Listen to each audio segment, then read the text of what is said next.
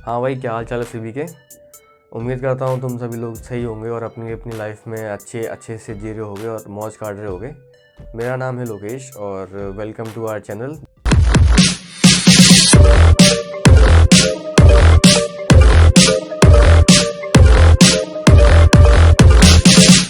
आज हम नेटफ्लिक्स की एक खूबसूरत सी वेब सीरीज़ जिसका नाम है स्वीट होम, ये जो कोरियन वेब सीरीज़ है, इसका हम एक्सप्लेनेशन करने वाले हैं और इसका वेब सीरीज़ के हम फर्स्ट एपिसोड का हम एक्सप्लेन करेंगे।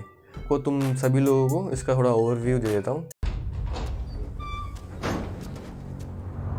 जो वेब सीरीज़ है ये बेस्ड है एक कॉमिक बुक पे जिसको लिखा है किम कार्नबी ने और डायरेक्ट किया है 3 डायरेक्टर्स ने, जिनका नाम है ली योंग बुक, जैंग यंग वू और पार्क सो ह्यून ने मिलकर इसको डायरेक्ट किया है। तो इस एपिसोड की शुरुआत होती है एक बर्फ़ वाली जगह से और हम देख सकते हैं कि जो सीन है काफ़ी सारा आफ्टर अपोकलिप्स वाला है और यहाँ पे बहुत सारे सोल्जर्स जमा हुए पड़े हैं और वहाँ से हम देखते हैं कि एक इंसान है, ह्यूमन है, वो निकल के आ रहा है और जो वहाँ पे मौजूद जितने भी सोल्जर्स हैं वो सारे गोलियां मार रहे होते हैं उसे। लेकिन तुमको तो पता है ना, सख्त लौंडा, उसको तो कोई फ़र्क नहीं पड़ रहा, ऐसा सीन में दिखाया गया। फिर एक सीन देखते हैं हम, ये सीन जो है वो बिफोर अपोकलिप्स से है। इसमें हम देखते हैं कि जो चो ह्यूसन है, जो हाँ वही इंसान जिसको आपने पहले सोल्जर से गोलियाँ खाते हुए देखा था, वो नई बिल्डिंग में जाता है जिसका नाम होता है ग्रीन होम और उसके बाद उसका पहला एनकाउंटर होता है सिक्योरिटी गार्ड से। तो ये सिक्योरिटी गार्ड है वो घास काट रहा होता है घास काटने वाली मशीन से। तो घास काटने वाली मशीन के ब्लेड से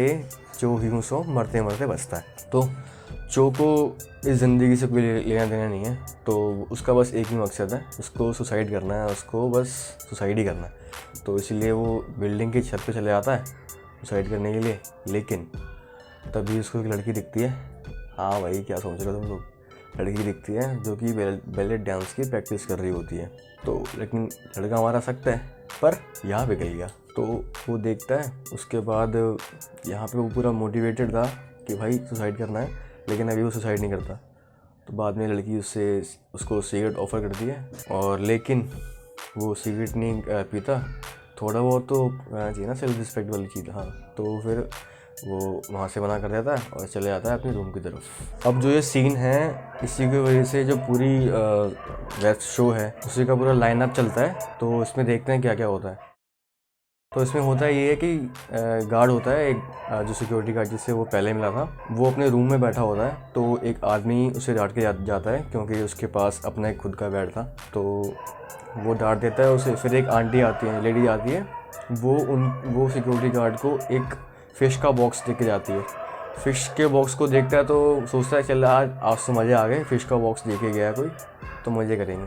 लेकिन जैसे ही वो फ़िश के बॉक्स को खोलता है तो उसमें सड़ी हुई मछली निकलती है, जिसके बाद से ही काफ़ी सारे चेंजेस आने लग जाते हैं उसमें सिक्योरिटी गार्ड में। जैसे उसके नाक से खून बहने लग जाता है, नाक से खून फ्लो होने लग जाता है बेवजह। इसके बाद चो अपने रूम की तरफ चला जाता है टेरेस से जब उतरता है तो, और वो देखता है कि उसके रूम के डोर के पास में सिक्योरिटी गार्ड पीप होल से उसके रूम के अंदर देख रहा होता है। हाँ, मुझे नहीं पता उस होल को क्या बोलते हैं, आपने देखा ही होगा, एक डोर में एक लेंस लगा होता है जिसके थ्रू हम रूम के इनसाइड को देख सकते हैं।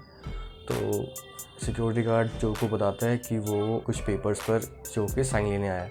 तो चो बोलता है सिक्योरिटी गार्ड को वो वहाँ सिक्योरिटी रूम में जाके वो साइन कर देगा। फिर वो अपने रूम में चला जाता है। रूम में जाने के बाद वो चेक करता है कि वो सिक्योरिटी गार्ड चला गया है या फिर अभी भी वहीं पे खड़ा हुआ है। तो जब वो देखता है तो वो सिक्योरिटी गार्ड अभी भी वहीं पे ही था। और बाद में देखते हैं कि एक पीछे से लेडी निकलती है, उनके बॉडी में भी कुछ चेंजेस आते हैं, जैसे कि उनकी नाक से भी खून बहने लग जाता है। अब इस सीन में 4 नए कैरेक्टर्स की एंट्री होती है, जिसमें पहला कैरेक्टर है एक लड़की का। ये लड़की अभी शिफ्ट हुई है ग्रीन होम में और ये 1510 रूम में रहती है और ये बेस गिटार प्ले करती है। दूसरा कैरेक्टर आता है हमारा एक कोरियन टीचर का।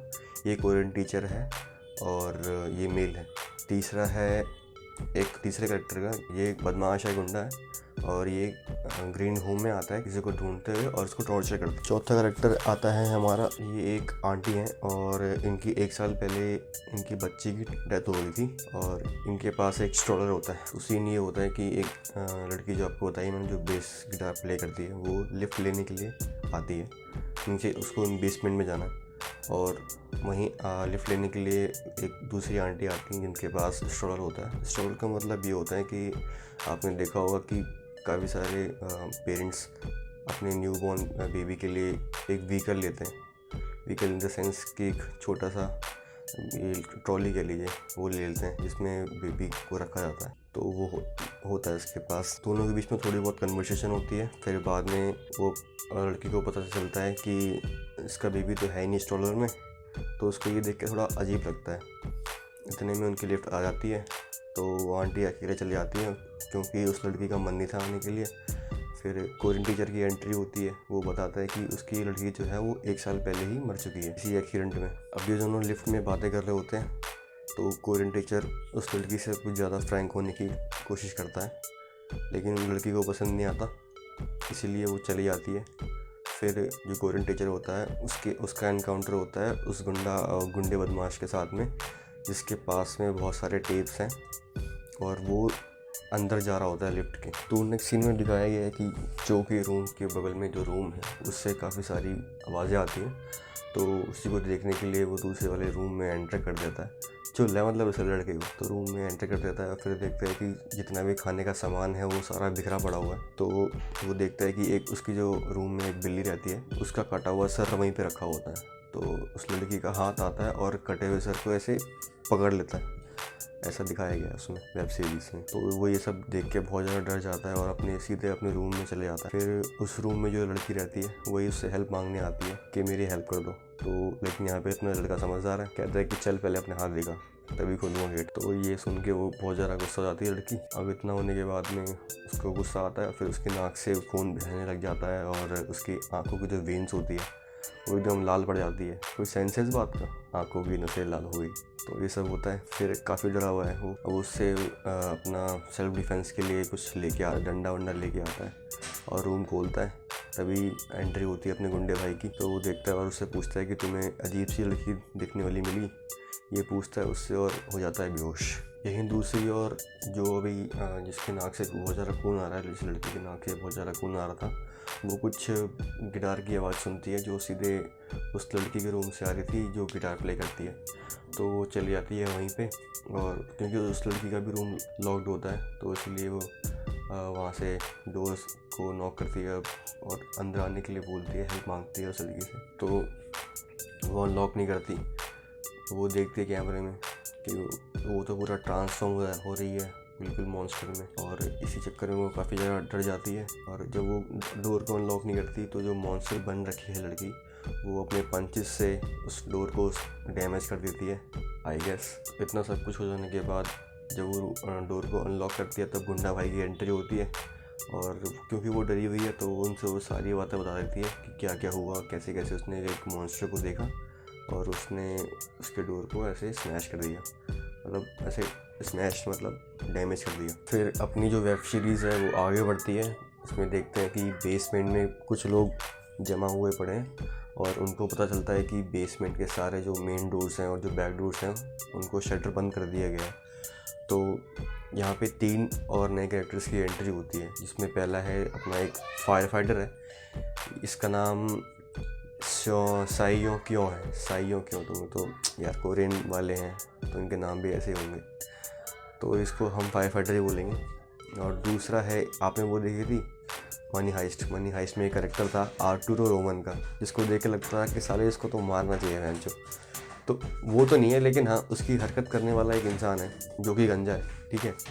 और तीसरा है एक ली, एक दूसरा मेल कैरेक्टर है ली, ये मेडिकल का स्टूडेंट है और ये भी वहीं पे मौजूद है। तो इतना देखने के बाद उनको पता चलता है कि सारे बैक डोर्स और फ्रंट डोर्स जो हैं, सारे मेन डोर जो भी हैं लॉक हैं और सिर्फ लैंडलाइन काम कर रहा है। अब इस सस्ते आर्टुरो को मेन बिल्डिंग के सारे मेन बटन मिल जाते हैं, जहाँ पे जैसे कि शटर को ऑन करना है, खोलना है, तो वो मिल जाता है। तो वो मेन जो शटर होता है उसको ऑन कर देता है। इससे होता ये है कि जो भी लोग गेट के पास खड़े थे उनको एक आदमी या फिर ह्यूमन किलर दिखाई देता है, जिसके मुंह से मतलब बहुत सारा खून बह रहा है और क्या कहते हैं, जिसकी लंबी सी जीभ है। तो वो क्या करता है, अपनी जीभ से ही बेसमेंट के अंदर जो जितने भी लोग खड़े थे उनमें से एक को मार देता है। ये देख के सब डर जाते हैं, ठीक है।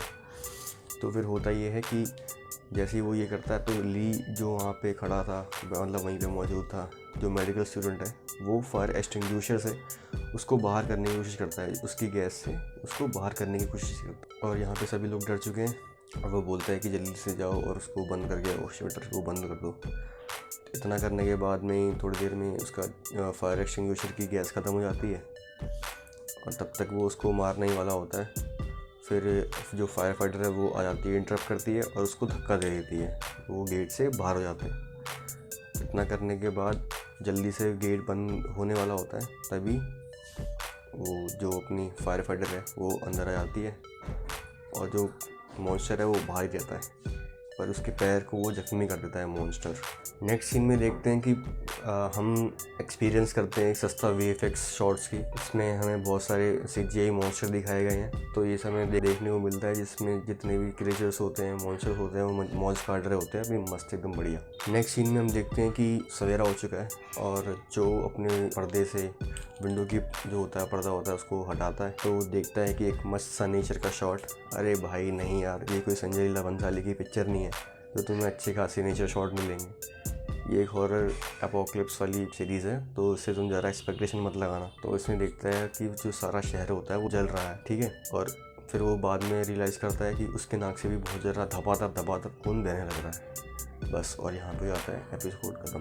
तो इतना था ये एपिसोड का एक्सप्लेनेशन। तो उम्मीद करता हूँ आप सभी लोगों को ये एपिसोड अच्छा लगा होगा। अगर नहीं लगा है तो कोई बात नहीं, मैं नेक्स्ट वीडियो में इसको इम्प्रूव करने की कोशिश करूँगा।